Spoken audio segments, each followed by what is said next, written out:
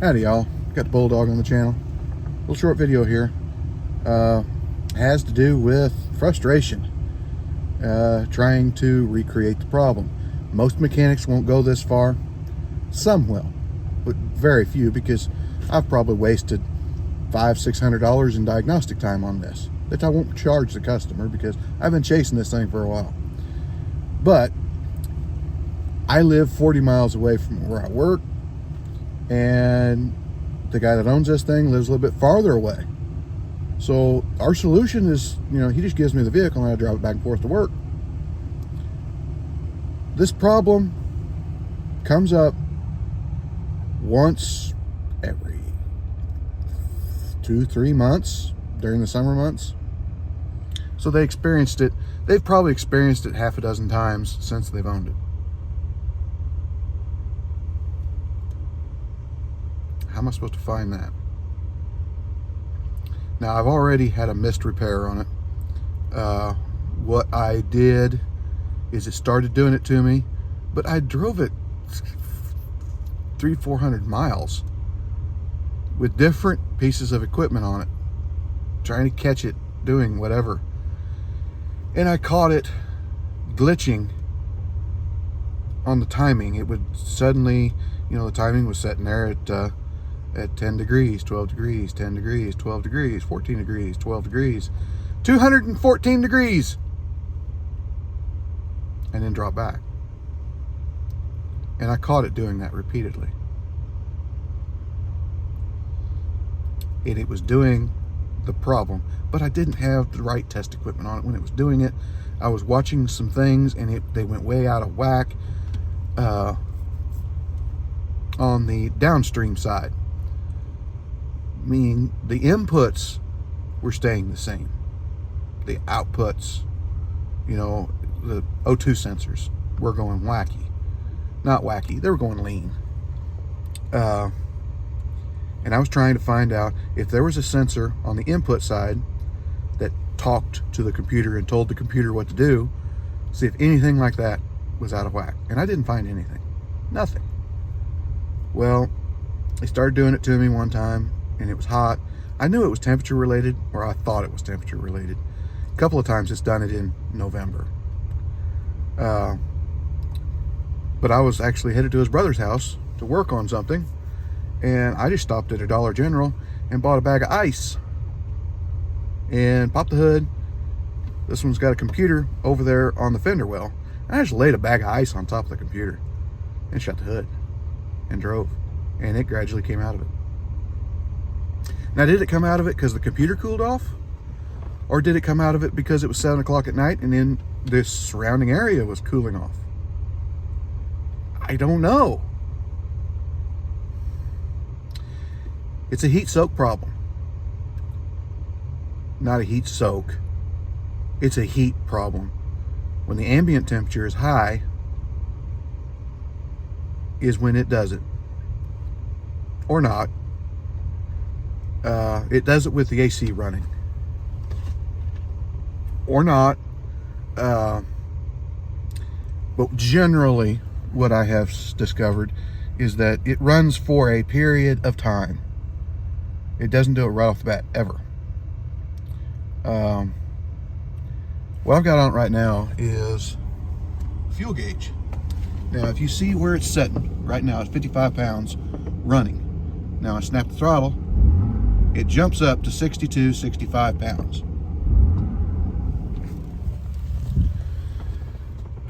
The only indication I have ever had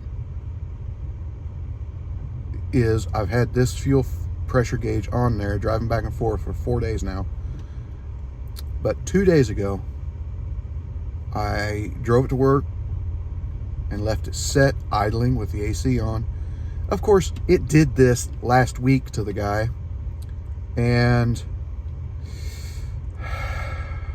it was 80 degrees. And then over the weekend, it started dropping down below freezing again. And it has not warmed up very much. It's like 60 degrees now. Ambient temperature affects it, I think. But I caught it doing this where under wide open throttle, that needle would drop back to where it is now. Well, I shut it off and I let it sit for the afternoon. And I drove home. And when I drove home, every time I stood on it wide open throttle, it never dropped below that 62, 63 pounds. Now when it dropped down to 55 pounds, there was a noticeable lack of power. Not significant, just noticeable. We have the white Blazer that my boss owns, that I've drove, and there is a marked difference in power between the two. Now, the previous owner of this vehicle had me put a fuel pump in it a year before the current owner bought it, and I was not thrilled about the brand. I've had trouble with them. Never had this trouble with them, but that's what we've decided. Talking with the customer, I'm not advising him to do that because I can't prove it. That pump is expensive for the one that I want to put in it. We can put one just like it in there for a couple $100. He might end up exactly where he was. And we still wouldn't know what the problem is because I can't get it to act up right now. It's frustrating. It gave me a wink and a nod. It gave us trouble the first day I brought it down here, but I didn't have the fuel gauge on it yet. As soon as I put the fuel gauge on it, it stopped giving trouble. We had the computer on it whenever it gave trouble the first day, and I know that this is across the board. All cylinders are doing it. It is going lean according to all the O2 sensors. It is starving for fuel, so the computer is trying to give it more fuel, and it can't get enough. It went max, trying to give it as much fuel as possible. We've decided on a fuel pump. We're going to put it in there. I just wish, I really wish, that things would just give trouble and stay broken. This is the bane of every mechanic's existence, is one of these deals where there's nothing you can do about it. You're getting all the information you can, but you cannot recreate the problem. I would have to take milk house heaters or something and set it underneath the vehicle while it's running. Here's my theory. The underhood temperatures seem to affect it the most. Ambient temperature being high, underhood temperatures, it has to be idling with the AC on, which raises the underhood temperature. On Monday, I did put a thermostat in it because the thermostat was bad and opening at 170 degrees. I put that in there, and now it stays at 195 where it's supposed to be.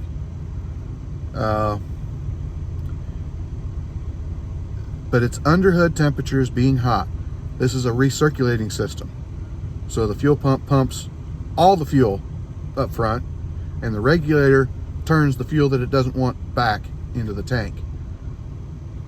So what happens is it's putting hot fuel back into the tank all the time. Well, that's going to mean that if it's full of fuel, that's a lot of fuel to dissipate the heat. So it probably wouldn't do it with a full tank of fuel.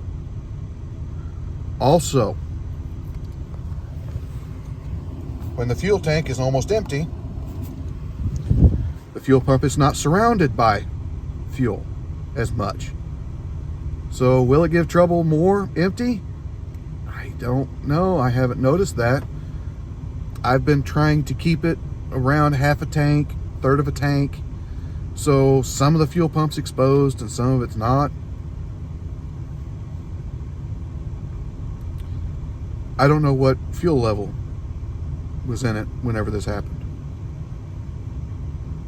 I don't know how long it had run. I think all of them were long periods of time. One of them where it did it when it was cooler out, he was actually coming back from a trip like 150, 200 miles away. And it started doing it about the time he got back into the state. So every one of them, I pretty much figure, has been long, extended running periods. Could it be an electrical problem? Yes, it could be.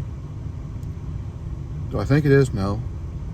I think it's the fuel pump failing, getting hot and failing. Getting hot because it's surrounded by hot fuel coming back from the engine.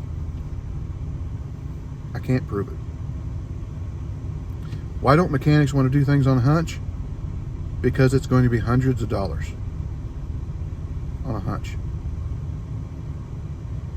And if you're wrong, it hurts your reputation. No matter how much you tell the customer, I am not 100% sure, I don't know, we're doing this on a hunch, I don't have absolute proof that it, even when your customer is as understanding as this one is, it's a black mark. You don't want black marks.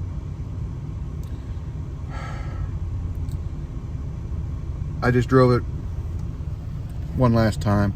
I might drive it one more time. I've burnt a lot of fuel through this thing trying to prove this, and we're almost to the point where it would cost less to just put a pump in it than to burn more fuel trying to find the problem when the problem doesn't want to be found. Life as a mechanic. You sure you want to do this? Are you sure? Like, comment, subscribe, hit your little bell notification, share it all around. We'll talk to you later.